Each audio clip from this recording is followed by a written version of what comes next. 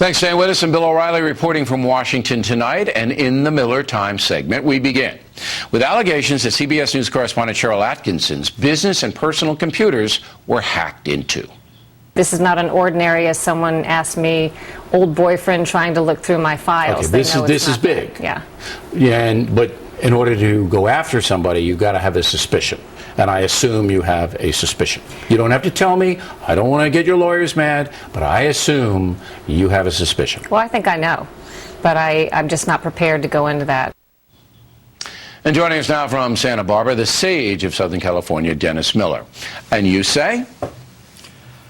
Well, I admire her. I think she's a real gamer. It's nice to see there are still reporters out there who don't volunteer to share their hard drive with the White House. I think a lot of people are sharing a hard drive. Seems they at least have to hack her.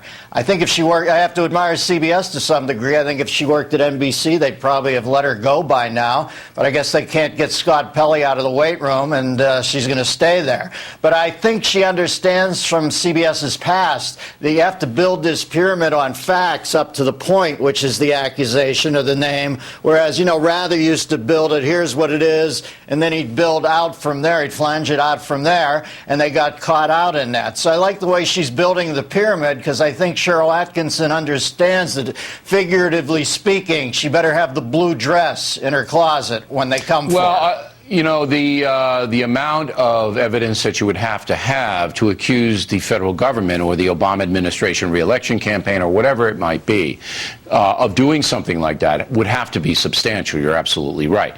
Because if it did happen, and if it was generated by powerful people in Washington or Chicago, wherever, that will become an enormous story because you got Rosen and the AP, building the stairs. So I think she's doing it the right way. I believe her. I believe it happened. I think I know who did it, but I'm not going to go any further than that. I tell you who didn't do it. Biden. Because you ever seen him with a computer? I've seen Biden almost self-immolate using that little thing to get the pellets into the dog's eyes. And they're not going to let him hack a computer. He might blow up the planet.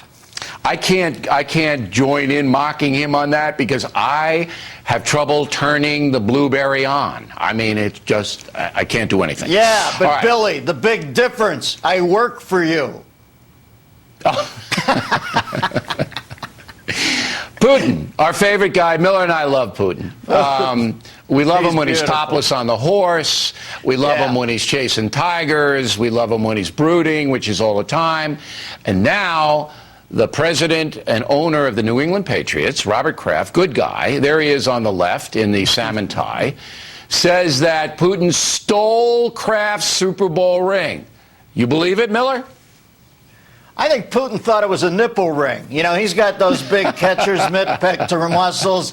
I think he thought Kraft was laying a nipple ring on him. But listen, here's the thing. I look at that chest. I'm moving over there tomorrow. I'm on the Moscow Factor later today.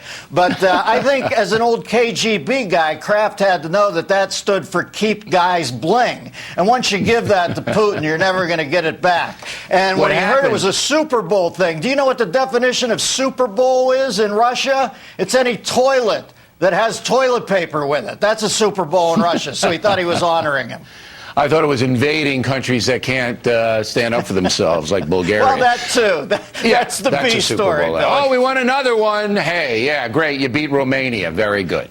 Now, the way it happened was that Putin and Kraft were schmoozing, how that happens. And Putin said, oh, look at that ring, Bob. And Kraft took it off and said, yeah, here it is. Take a look at it. And Putin took a look at it, put it in his pocket, and then absconded with it. Absconded, word of the day, ran out. I think Kraft should have tackled him, being the owner of the Patriots. He should have put a body block on him, Miller. Well, I think you rethink that when you understand that Putin put the ring on, and the first thing he said is, I could kill somebody with this. That might make you back that away from tackling him.